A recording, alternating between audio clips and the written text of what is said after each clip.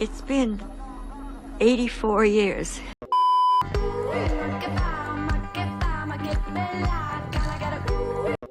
Our wait for new Jurassic World Evolution 2 content is over. Frontier has announced the upcoming DLC and free update, and some of this new stuff will blow your mind.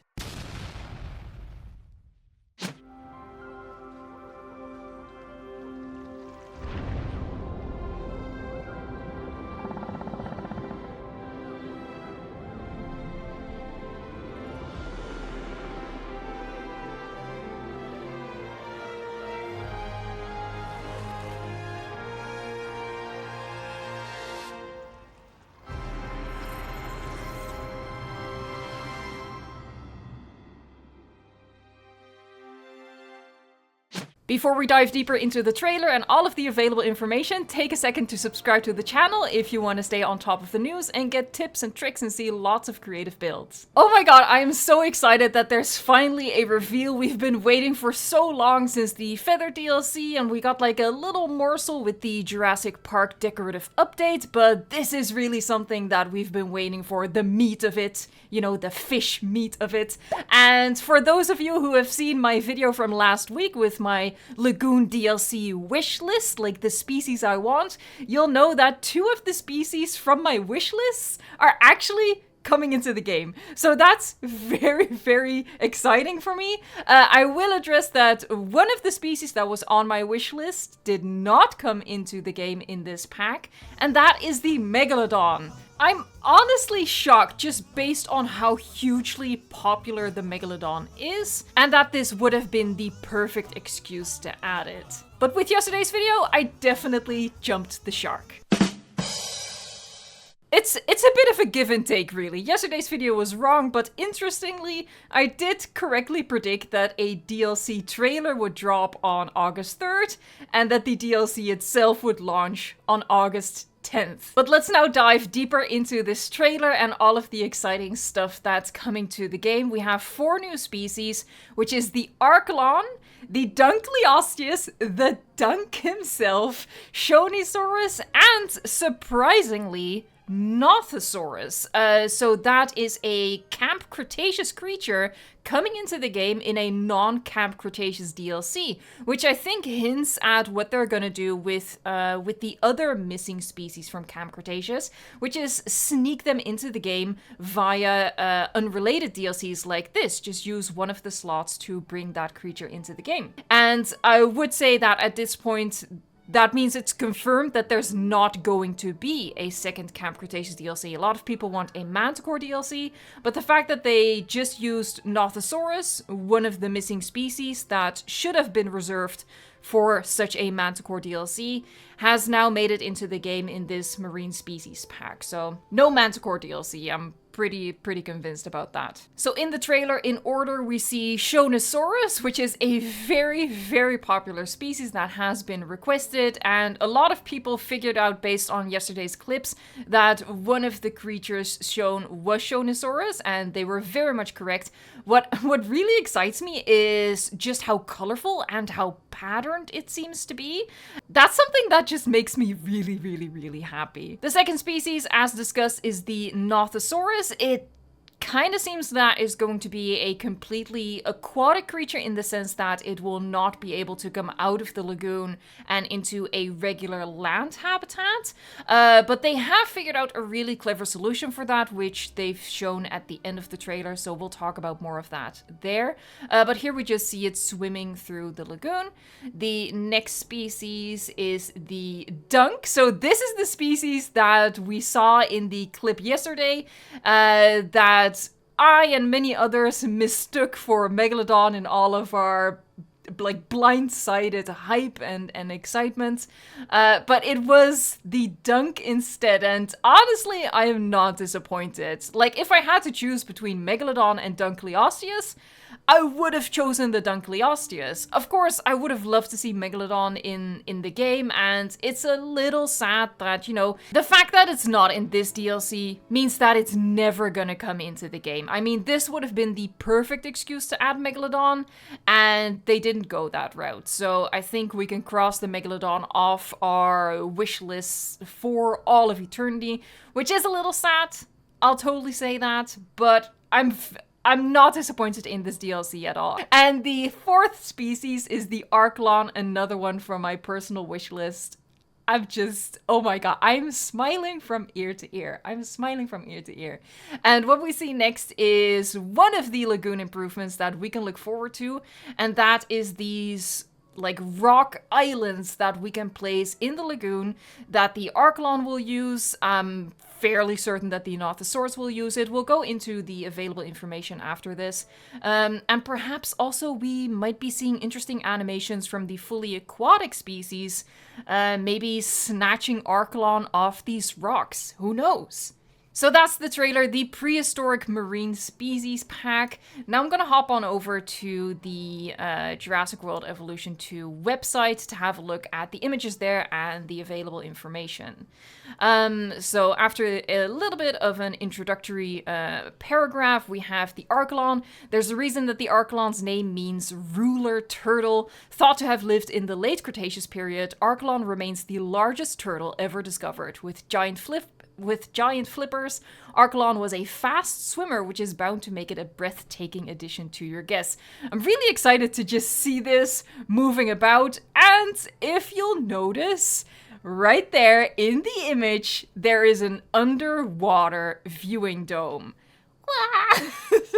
So that is another lagoon improvement that we can be looking forward to. Next up is the Dunkleosteus. Sporting a massive sharpened jaw, this powerful armored fish was one of the most intimidating of its time.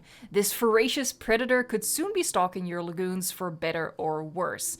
Now, the reason I personally didn't even consider Dunkleosteus based on yesterday's clip is because of what they've done with the tail. Dunkleosteus is mostly depicted with a very different tail fin shape, but they went a different route here for Jurassic World Evolution 2, and I think it looks great. Fourth species is Nothosaurus. Look at those teeth. This nimble, distinctive predator roamed the shores of the late Triassic, propelling itself forward with webbed feet. With a bioluminescent skin also available, your guests won't be able to tear their eyes away from this incredible species. The fourth and final species, and a better look at the viewing dome, is the Shonisaurus. With a notably rotund frame, Shonisaurus was the graceful giant of the late Triassic period.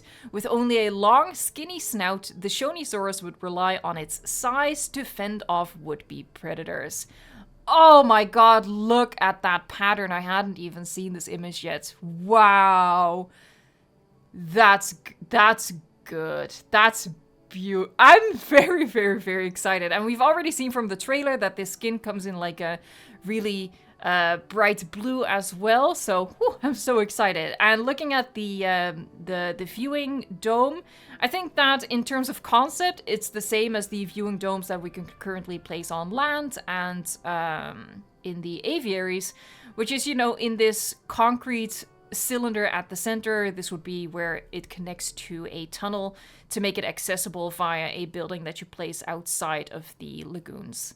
And then a little tidbit more of the improvements that we can be looking forward to. Lagoon Rock Platform. You'll be able to make your lagoons truly stand out with an all-new Lagoon Rock Platform. This will provide an above-water resting spot for both Archelon and Nothosaurus, while also providing your park guests with an incredible look at these stunning species. Now here we go, Update 7. We've got some very exciting features coming in Update 7, which is free to all Jurassic World Evolution 2 players, including quality of life and bug fixes. However, you'll have to come back tomorrow, Friday, August 4th, to get all of the details in the upcoming free update highlight. want a sneak peek before the highlight, you might want to keep an eye on our social channels. So what's going to happen is tomorrow they're going to do the whole forum post that they usually put out at the same time as the trailer. So they're keeping us waiting a little bit longer for all of the details on Update 7, which I think is a good sign. I think it's a good sign that they're hyping it up this much, and clearly they have an ace up their sleeve. Because if Update 7 was disappointing, or if the rock platforms and the viewing dome was the most exciting thing about Update 7, there's no point having us wait for another day. So I think it's a really, really good sign that they are making us wait and building up a little bit more hype. And as said here, you might want to keep an eye out on our social channels for a sneak peek before the highlight. So I think throughout the day we might be seeing more posts about the DLC and the update coming on their socials. I won't be covering them in a full video, but what I'll do is when it happens, I'll share it in a short with you guys. So subscribe to the channel and ring the bell for notifications, and you'll see those shorts pop up so you don't have to miss anything, and you don't have to troll your social media all day, as I will be doing. And also, speaking of subscribing, I hope you'll subscribe and come back here tomorrow for, of course, the full video on Update 7, where I'll be taking you through all of the information. Oh, we actually get a bit of a preview of what else is to come in free Update 7, thanks to FatSeal665 on Reddit for finding information that was shared on this website right here, which is Games Press, which has a little bit more details on the free update. The San Diego Amphitheater will be available in any sandbox park, so it will no longer be locked to San Diego. In addition, custom challenge share codes allow players to set and share their own challenges. Park managers can now also favorite their most loved skins. That's going to be very useful. And they can toggle dinosaur hostility towards guests on and off. Amazing! So that means that you can have dinosaurs walking around freely, and hopefully that coincides with guests not panicking as a reaction to them, because then you can have like little areas where hominocephaly is just walking around the guests. Finally, all sandbox maps come pre-unlocked. So sandbox maps were like the last thing that you had to go through the different game modes to unlock for sandbox. That is no longer a thing. So now, if you're new to the game, you don't have to unlock anything. You can just start building creative parks right away on whichever map you want. At the very end here, if you've made it this far, I appreciate you, and I want to apologize for me jumping the shark with yesterday's video. I got too excited, and I did a poor job emphasizing in that video that no real conclusions could be drawn from the blurry footage that we had. I didn't mean to put up misinformation, but in my own hype, I contributed to spreading false hype, and I am sorry about that. And for future videos, I definitely need to remind myself to reel myself back in, because people are going to put stock in what I say, even though I'm just a Jurassic World Evolution 2 fangirl, nothing more. I hope, though, that just like me, you aren't disappointed in this DLC just because there is no Megalodon, and that you're just excited about more news tomorrow and the DLC coming out next week. Thank you so much for watching, liking, subscribing, and until tomorrow, enjoy the hype.